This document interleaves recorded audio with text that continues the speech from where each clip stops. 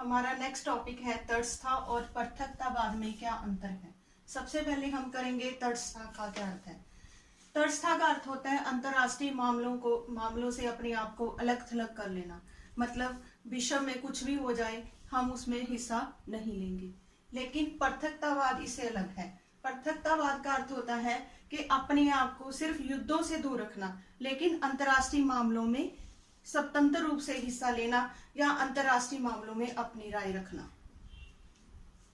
Next हमारा question है, शीत युद्ध के दौरान भारत के अमेरिका और सोवियत संघ के साथ संबंध कैसे थे। तो जैसे हमने पढ़ा है कि जब शीत युद्ध चल रहा था, विश्व में दो महाशक्तियों के बीच में बटा हुआ था पूरा विश्व, तो भारत जैसे नए स्वतंत्र हुए देशों ने सोचा कि हम किसी भी गुट में शामिल नहीं होंगे।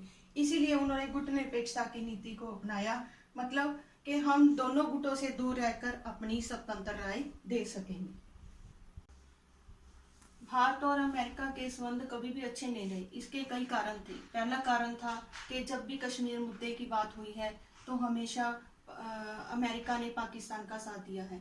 और दूसरी तरफ 1965 और 71 में जब युद्ध हुआ था तो उस समय अमेरिका ने पाकिस्तान को हथियार सप्लाई करवाए थे, जिसके कारण भारत और अमेरिका के जो संबंध थे वो कभी भी अच्छे नहीं रहे थे। लेकिन 1985 में भारत के जो प्रधानमंत्री थे राजीव गांधी, उन्होंने दौरा किया था अमेरिका का। उसके बाद हमारे संबंध कुछ सुधरने शुरू हो गए। उसके बाद हम करेंगे सोवियत संघ के साथ संबंध। भारत और सोवियत संघ के जो संबंध थे वो हमेशा अच्छे रहे हैं। इसके कई कारण थे।